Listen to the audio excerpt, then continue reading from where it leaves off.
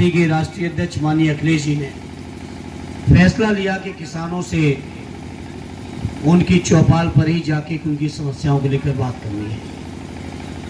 साथियों, किसान भाइयों, कुछ नया नहीं कहना है, आपको सिर्फ याद दिलाना है।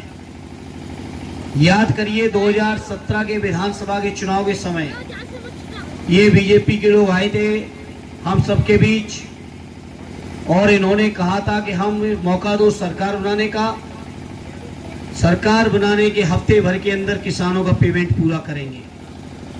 मैं समझता हूं ये सिलेरी और ये आसपास का इलाका बदायूं जिले का सबसे ज्यादा गन्ने का इलाका अगर कोई है तो यही इलाका है। सिलेरी, किसरुआ, आमगांव, लखनपुर से लेके पूरा का पूरा इलाका गन्ने खेती करने वाले किसान है। बताओ, ये बात कही थी कि नहीं कही थी 17 के चुनाव में इन्होंने?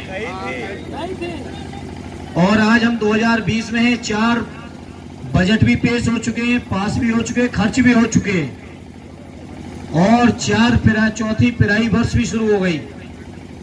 बताओ, 1 रुपया गन्ने का भुगतान, 1 रुपया इन्होंने मूल्य बढ़ाया हो तो बता दो। 4 साल में बढ़ा कभी? और कहा था हफ्ते भर में पेमेंट होगा। बताओ, जहां के सिलेरी के लोगों को जहां गन्ना आपका जाता है वहां कितना पेमेंट बाकी है?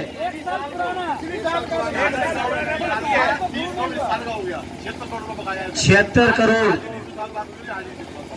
और हमें जानकारी है ये मिल के मालिक लोग, यही नहीं, यही एक मिल नहीं, पूरे उत्तर प्रदेश में हम मुजफ्फरनगर तक दौरा करके आए, यही नहीं पूरे उत्तर प्रदेश के मिल मालिकों की और सरकार में बैठे बड़े बड़े मंत्री और अधिकारियों की कमीशन खोरी तय है कि किसानों को भुगतान न करो और जो पैसे का ब्याज है उसका बंदर बांट करो। ये चल रहा है पूरे उत्तर प्रदेश के अंदर, आप पता कर लो।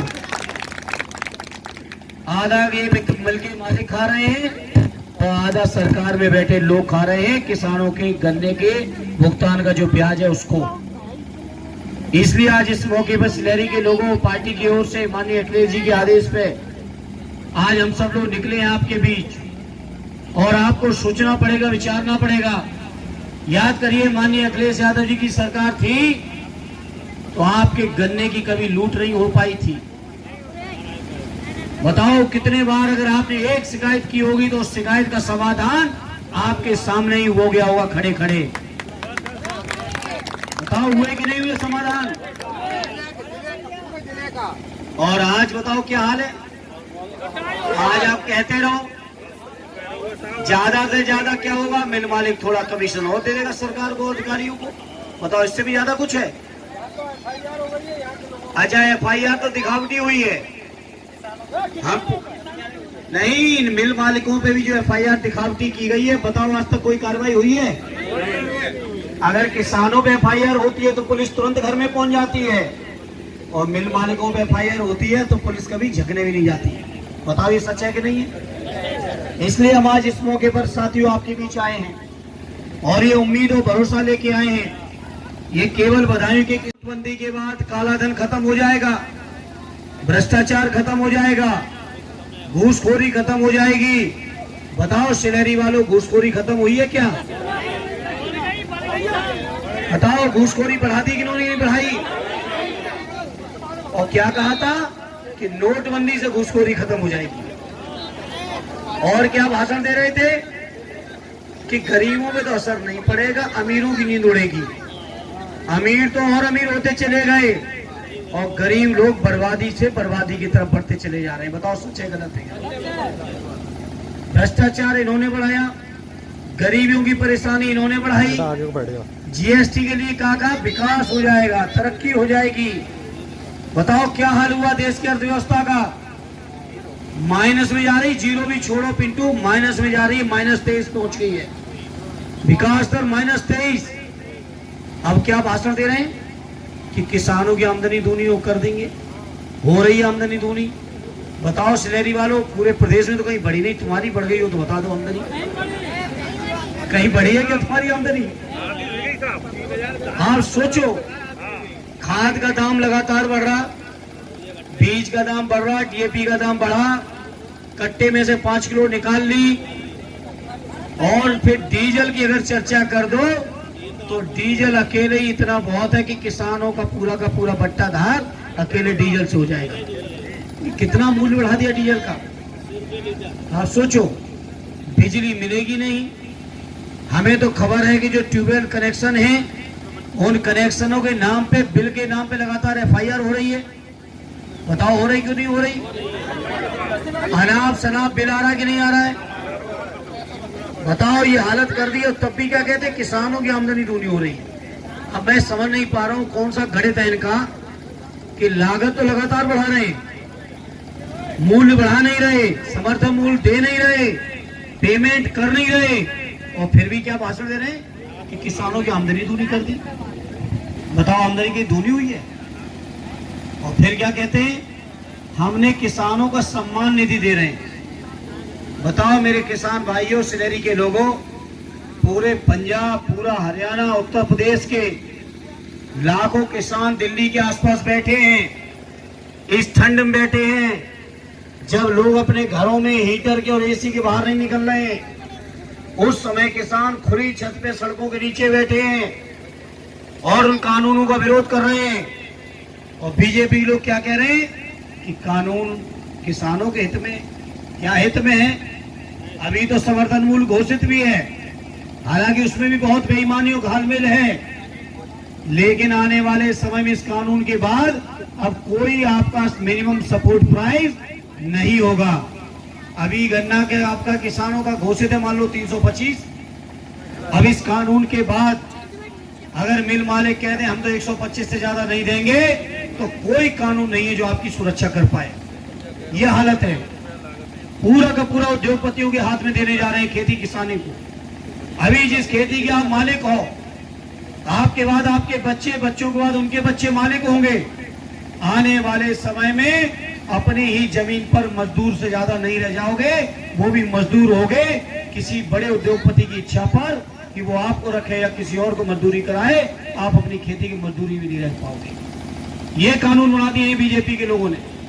तब मैं सिलेरी और आसपास के लोगों आपसे कहना चाहता हूं, ये बीजेपी के लोग जो किसानों को, सबको, हर वर्ग के लोगों को जाति और धर्म में बांट के, हिंदू मुसलमानों में बांट के जो वोट लेके सरकार बनाते हैं, यही जब सरकार बनाने के बाद आपके गर्दन पर गलासी चलाने का काम अगर कोई कर रहा है तो ये भारतीय जनता पार्टी की सरकार कर रही है। इसलिए हम कहना चाहते हैं किसान किसान होता है, किसान की ना कोई जाति है ना कोई धर्म है, और इसलिए जाति धर्म से ऊपर उठ के अगर ताकतों को मजबूत करोगे, राजनीतिक ताकत को, तो फिर किसानों का हित कभी कोई कर नहीं सकता है। याद करो नेताजी की सरकार क्या किया था। नेताजी ने 60 साल के किसानों को अगर पेंशन किसी ने दी थी तो आदरणीय नेताजी माननीय मुलायम सिंह यादव जी दी थी। भूमि विकास बैंक से जो आपने कर्ज ले रखा था, बताओ माफ किया था कि नहीं किया था? यही मेडिकल कॉलेज वाला मैदान था जिसमें 40,000 किसानों को हम लोगों ने लाइन लगा के भूमि विकास बैंक का कर्ज माफी का प्रमाण पत्र का वितरण किया था। बताओ सिलेरी वालों किया था कि नहीं किया था? उसके बाद कोई भूमि विकास वाला आया आपसे कर्ज मांगने? तो ये किसकी देन थी? ये नेताजी की, माननीय अखिलेश जी की, समाजवादियों की देन रही है। इसलिए हम कहना चाहते हैं, बताओ समाजवादी सरकार में सिंचाई मुफ्त हुई थी? बताओ हुई थी कि नहीं हुई थी? कोई मांगने आया था सिंचाई का एक भी पैसा आपसे? सरकारी ट्यूबवेल का कोई पैसा मांगने आया था क्या? और आज बाबा जी की सरकार में बताओ कितना बिल बढ़ा दिया? डबल बिल, कनेक्शन में भी घपले, उसके बाद बिजली का फर्जी बिल, और बिल न दे पाओ तो एफआईआर।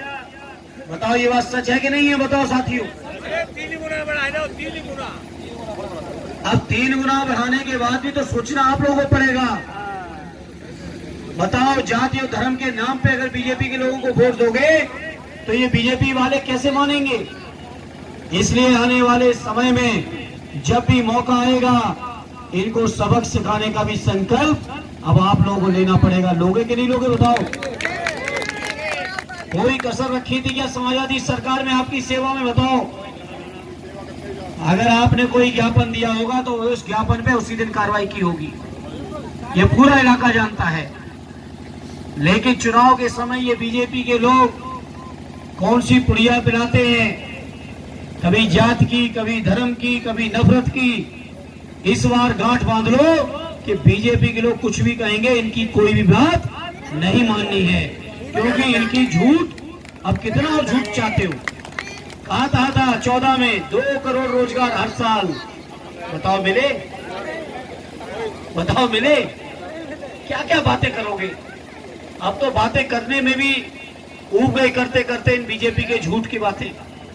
इतनी झूठ कि 2 करोड़ रोजगार दे देंगे, ये वही सबके खाते में 10-10 लाख 15-15 लाख आ जाएगा। बताओ कहा था कि नहीं कहा था? आगे किसी खाते में 1000 भी लाया है, लाख तो आए किसी खाते में? बताओ। इसलिए मैं कहना चाहता हूं, ये बीजेपी के लोगों को सावधान रहने की जरूरत है। और ये किसानों के न कल थे, न ये आज हैं, और न ये आने वाले समय में कभी किसानों के होंगे। ये है बीजेपी की सच्चाई। इसलिए मैं अपने किसान भाइयों से कहूंगा, आने वाले समय में ये बीजेपी के लोगों को सबक सिखाना है। और ये जो किसानों का आंदोलन चल रहा है दिल्ली में, और पूरे देश के किसानों का जो समर्थन है, समाजवादी लोग एक एक साथी किसानों के साथ है, पूरी मजबूती के साथ किसानों के साथ खड़ा है। किसानों के हितों में, किसानों को न्याय दिलाने में हम लोगों को चाहे जितने मुकदमे झेलने पड़े। बताओ कितनी अब पुलिस 7 तारीख से तो हम देख रहे हैं, हर दिन किसान, हर दिन ये पुलिस समाजवादी कार्यकर्ताओं के घरों को घेर रही है, हर दिन ये पुलिस घेर रही है। लेकिन चाहे जितना घेर लो, चाहे जितने मुकदमे लिख लो, ये समाजवादी चुप बैठने वाले नहीं है। किसानों, मजदूरों, गरीबों की लड़ाई को लड़ते रहे और लड़ेंगे। इसी के साथ भाई पिंटू